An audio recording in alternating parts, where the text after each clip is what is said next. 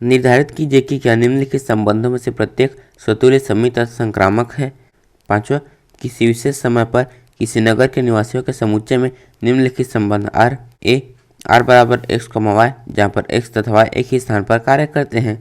तो हमें बताना है कि यहाँ पर ये स्वतुल्य सममित संक्रामक है या फिर नहीं। और यहाँ पर नगर के निवासियों का समुच्चय है जिसे हम रोस्टर रूप में नहीं लिख सकते, तो हम इसे बिना रोस्टर रूप में लिखे ही हल करेंगे। तो हम यहाँ पर लिखेंगे यहाँ r बराबर x, y, जहाँ x तथा y एक ही स्थान पर कार्य करते हैं।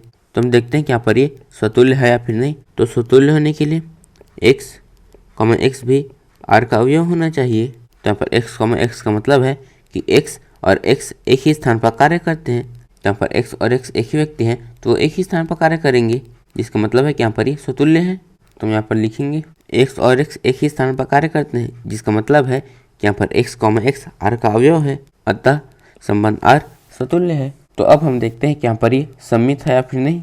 तो सममित होने के लिए अगर x, y r का अवयव है तो x, y का उल्टा मतलब y, x भी r का अवयव होना चाहिए। तो यहाँ पर x, y का मतलब है कि x और y एक ही स्थान पर कार्य करते हैं। तो हम इसे इस तरह भी कह सकते हैं कि y और x भी एक ही स्थान पर कार्य करते हैं। तो यहाँ पर x, y r का अवयव है तथा y, x भी r का अवयव है, जिसका मतलब है कि यहाँ पर ये सममित है। तो हम यहाँ पर लिखेंगे माना x, y r का अवयव है, जिसका मतलब है कि x और y एक ही स्थान पर कार्य करते हैं। और हम इसे इस तरह भी कह सकते हैं कि y और x एक ही स्थान पर कार्य करते हैं, जिसका मतलब है कि y, x r का अवयव है। तो यहाँ पर x, y भी r का अवयव है और y, x भी r का अवयव है, जिसका मतलब है कि यहाँ पर ये सममित है। तो हम यहाँ पर लिखेंगे अतः संबंध r सममित है।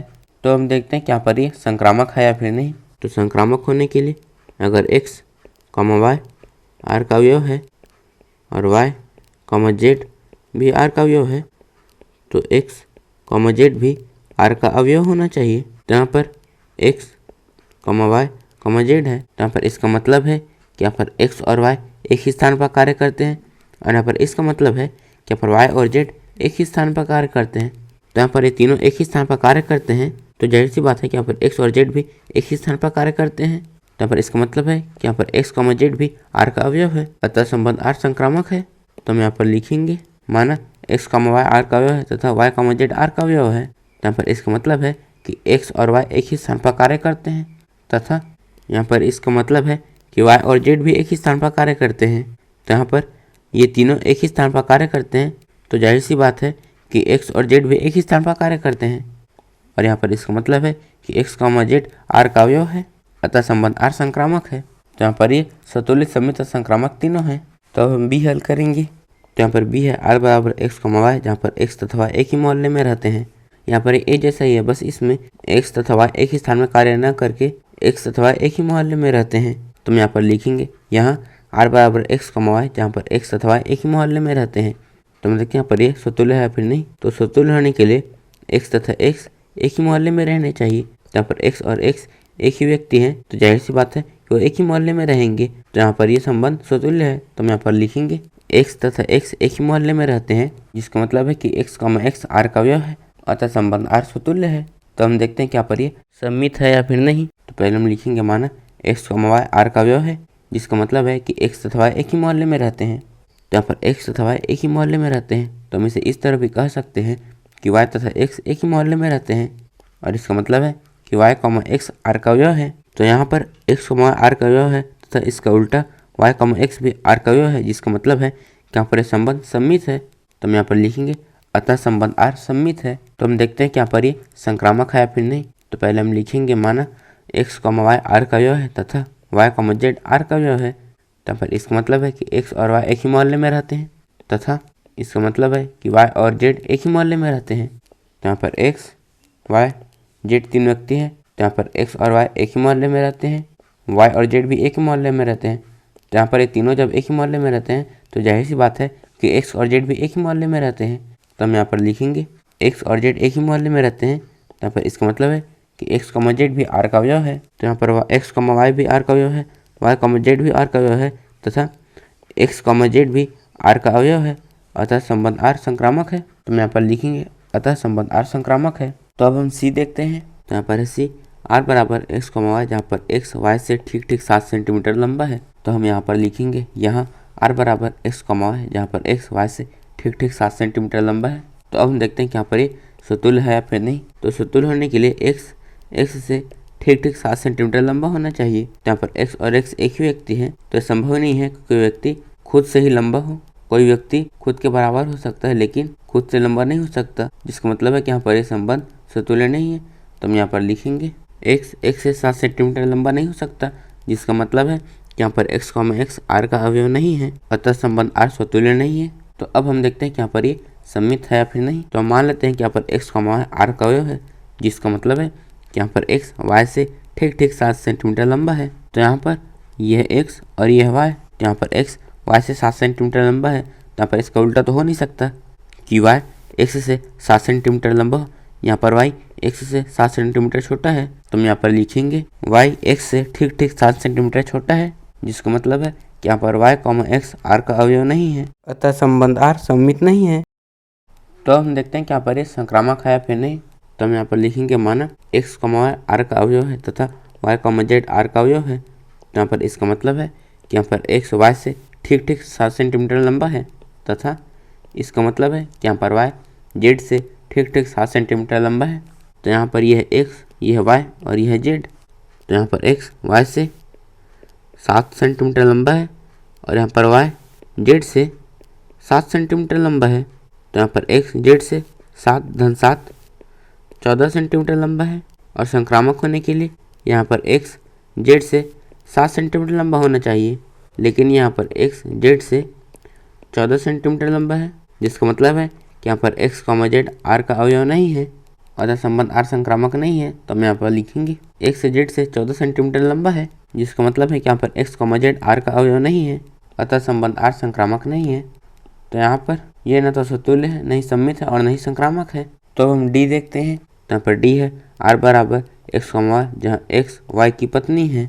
तो हम यहाँ पर लिखेंगे यहाँ r बराबर x, y, जहाँ x y की पत्नी है। तो हम देखते हैं कि यहाँ पर सतुल्य है या फिर नहीं। तो सतुल्य होने के लिए x की पत्नी होनी चाहिए। तो यहाँ पर x और x एक व्यक्ति हैं, तो संभव नहीं है कि यहाँ पर कोई व्यक्ति खुद की पत्नी हो, जिसका मतलब है कि यहाँ पर संबंध r सतुल्य नहीं है। तो हम यहाँ पर लिखेंगे x की पत्नी नहीं हो सकती, जिसका मतलब है कि यहाँ पर x, x r का अवयव नहीं है, अतः संबंध r सतुल्य नहीं है। तो हम देखते हैं कि यहाँ पर ये सममित है या फिर नहीं।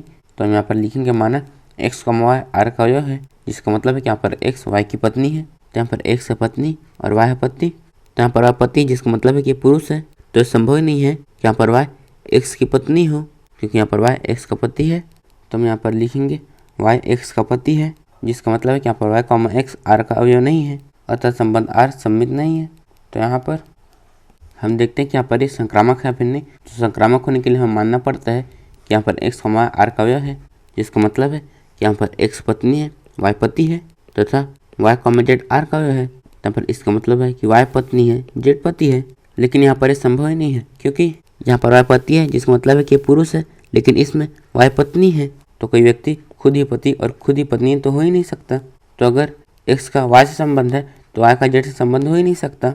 तो हम इसे इस तरह से लिखेंगे माना x, r का अवयव है तो y, z r का अवयव नहीं हो सकता। तो यहाँ पर x, y है लेकिन y, z ही नहीं है, जिसका मतलब है कि यहाँ पर ये संक्रामक है। अगर x, y भी होता, y, z भी होता, लेकिन x, z नहीं होता, तो यहाँ पर ये संक्रामक नहीं होता। लेकिन यहाँ पर x, y है लेकिन y, z ही नहीं है, जिसका मतलब है कि यहाँ पर ये संक्रामक है। तो हम यहाँ पर लिखेंगे अतः संबंध r संक्रामक है। तो यहाँ पर ये सतुल्य नहीं है, सममित नहीं है, किंतु संक्रामक है। तो हम ई देखते हैं। तो यहाँ पर ई है r बराबर x, y, जहाँ x y के पिता हैं।